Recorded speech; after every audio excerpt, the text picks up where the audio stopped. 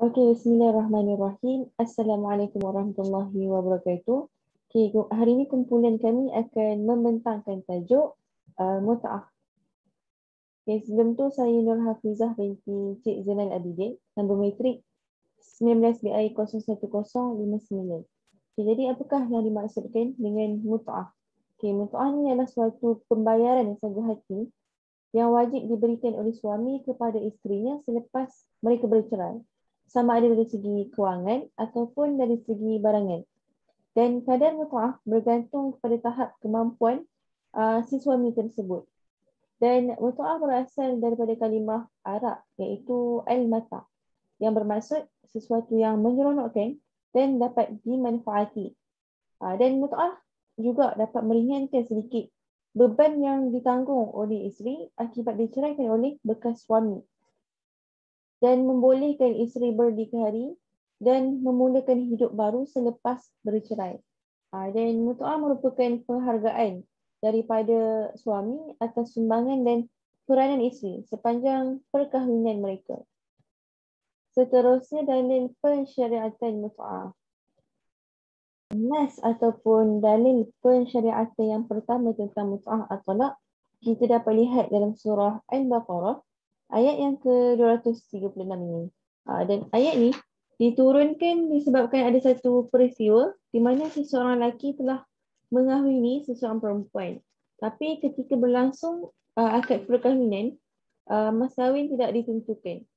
Kemudian disebabkan mereka bercerai sebelum berlaku persetubuhan, maka lelaki tersebut diperintahkan untuk memberikan mut'ah kepada isteri yang diceraikan itu tanpa perlu diberi mas kahwin. Dan lelaki yang dimaksudkan di dalam peristiwa penurunan ayat ini iaitu seorang lelaki itu daripada golongan Bani Ansar dan perempuan yang dikahwini itu adalah golongan daripada Bani Hanifah. Dan berikutan daripada itu baginda bersabda, berilah mut'ah talak kepada isterimu walaupun dengan songkokmu itu. Ayat itu dapat membuktikan bahawa hak mut'ah talak wajib ditunaikan oleh para suami sejurus selepas mereka ceraikan isteri. Dan penangguhan dan pengabaian terhadap perintah Allah adalah suatu kesalahan yang kita boleh kategorikan sebagai satu dosa ataupun maksiat. Dan selain itu, dapat juga membuktikan bahawa Islam amatlah menitik berat tentang kebajikan wanita dan bukti bahawa Islam adalah agama yang benar-benar memelihara hak dan menjamin keadilan serta menjamin perlindungan kepada wanita. Itu sahaja daripada saya dan saya serahkan kepada pembentang yang seterusnya. Bismillahirrahmanirrahim. Assalamualaikum warahmatullahi wabarakatuh. Nama saya Nur Aina Safiah binti Muhammad Faris. Nombor matrik 19BI 01058. Seterusnya saya akan meneruskan pembentangan dengan kedudukan mut'ah dalam perspektif hukum, iaitu pendapat Imam Syafi'i dan juga fuqaha lain. Setiap isteri yang telah diceraikan, mereka berhak untuk mendapat mut'ah dan diwajibkan kepada si suami yang menceraikan isteri untuk membayar atau memberi sejumlah mut'ah kepada isteri yang berkenaan. Kedua, Imam Syafi'i telah mewajibkan mut'ah ke atas suami bagi setiap talak, sama ada si isteri telah disentuh ataupun belum disentuh. Disentuh ini membawa maksud kepada hubungan suami isteri dan juga sama ada talak raj'i ataupun ba'in. Kecuali penceraian yang berlaku yang berpunca daripada isteri atau berpunca daripada kedua-dua pihak suami isteri, sepertinya kedua-duanya murtad. Okey, sebenarnya yang kita tahu, mut'ah ini isteri akan dapat apabila penceraian ini berpunca daripada si suami. Tetapi kalau penceraian ini berpunca daripada si isteri, contohnya si isteri ini nak bercerai daripada si suami, maka dia tidak akan mendapat mut'ah. Yang kedua adalah kedua-dua pihak suami isteri ini dia murtad, mereka keluar daripada agama Islam, maka si isteri tersebut tidak akan mendapat mut'ah. Ia boleh diberikan dalam bentuk wang, pakaian dan barang lain. Ianya mengikut kesepakatan antara kedua-dua belah pihak. Contohnya kalau kedua-dua belah pihak ini bersetuju untuk memberi dan menerima mutaah ini dalam bentuk wang, maka si isteri ini akan mendapat wang. Begitu juga sebaliknya seperti pakaian dan sebagainya. Okey. Yang ketiga adalah isteri yang berhak mendapat mutaah adalah isteri yang diperintah berpisah dengan suaminya. Keadaan ini berlaku disebabkan oleh suami murtad atau melakukan li'an. Apabila si suami ini murtad, maksudnya dia seorang je yang keluar daripada agama Islam, si isteri ini masih seorang Islam, maka si isteri ini berhak untuk mendapatkan mutaah. Dan juga melakukan li'an, iaitu li'an adalah sumpah seorang suami apabila ia menuduh isterinya melakukan zina.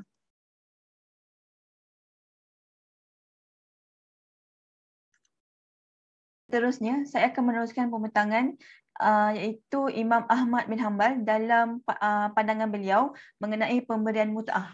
Okey, beliau telah berpandangan bahawa wajib ke atas suami yang menceraikan isteri tersebut dalam keadaan belum disentuh atau belum disebut mas kahwin. Manakala Imam Hanafi pula adalah beliau membahagikan kepada dua hukum, iaitu wajib adalah apabila isteri yang dikahwini secara mufawadah kemudian diceraikan sebelum disentuh atau sebelum berlakunya persetubuhan. Mufawadah di sini membawa maksud adalah perkahwinan tanpa mas kahwin semasa akad dengan persetujuan di antara suami isteri, iaitu kedua belah pihak, kerana hubungan suami isteri diibaratkan sebagai ganti kepada mas kahwin. Sunat pula bagi semua isteri yang diceraikan setelah disentuh atau setelah berlaku persetubuhan, sama ada telah disebut mas kahwin atau belum ditentukan mas kahwin. Manakala Imam Malik pula, beliau berpendapat bahawa hukum mutaah hanyalah sunat sahaja. Ini telah menunjukkan bahawa setiap suami yang menceraikan isteri mereka tidak diwajibkan ke atas mereka untuk memberikan mutaah kepada isteri mereka. Jadi, apa yang saya dapat sampaikan adalah kita orang Malaysia, rakyat Malaysia dah tentu memakai pandangan Imam Syafi'i. Jadi, isteri yang diceraikan berhak untuk mendapatkan mutaah dan diwajibkan kepada si suami untuk memberikan mutaah kepada si isteri ini dianggap sebagai sagu hati. Kerana apa? Kerana perempuan yang telah bercerai mungkin dia akan mengganggu daripada segi emosi. Jadi pemberian mutaah ini sebagai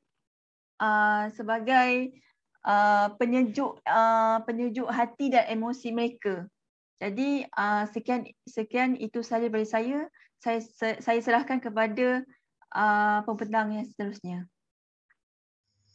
Assalamualaikum warahmatullahi wabarakatuh. Saya Nurul Asyikin binti Ishaq, nombor metrik 19BI01101. Saya teruskan pembentangan dengan mutaah dalam Undang-Undang Keluarga Islam di Malaysia. Dalam Seksyen 58 Enakmen Undang-Undang Keluarga Islam Negeri Selangor 2003 memperuntukkan selain daripada haknya untuk memohon nafkah, seseorang perempuan yang telah diceraikan tanpa sebab yang patut oleh suaminya boleh memohon mutaah atau pemberian sagu hati kepada mahkamah, dan mahkamah boleh selepas mendengar pihak-pihak itu apabila berpuas hati bahawa perempuan itu telah diceraikan tanpa sebab yang patut memerintahkan suami membayar sejumlah wang yang wajar dan patut mengikut hukum syarak. Faktor-faktor yang menggugurkan hak mutaah. Hak mutaah akan gugur apabila seseorang isteri berlaku nusyuz yang disabitkan oleh mahkamah. Isteri yang diceraikan sebelum disetubuhi dan sebelum mas kahwin disebut di dalam akad, apabila isteri murtad dan apabila berlaku perceraian secara tebus talak. Seterusnya, penentuan kadar mutaah. Tidak ada suatu panduan tertentu yang boleh dijadikan formula tetap untuk menentukan kadar dalam pemberian mutaah daripada seorang suami kepada isteri selepas diceraikan. Akan tetapi, terdapat prinsip umum yang menyatakan bahawa sesuatu pemberian hendaklah diasaskan mengikut kepada, iaitu yang pertama kemampuan suami, yang kedua status pasangan, yang ketiga tempoh perkahwinan, dan keempat pengorbanan isteri sepanjang perkahwinan. Dalam kes Norbi lawan Ahmad Sanusi, Kadi Besar Datuk Haji Harusani Zakaria berkata bahawa mut'ah adalah pemberian yang diwajibkan oleh syarak kerana perceraian yang bukan dari sebab isteri.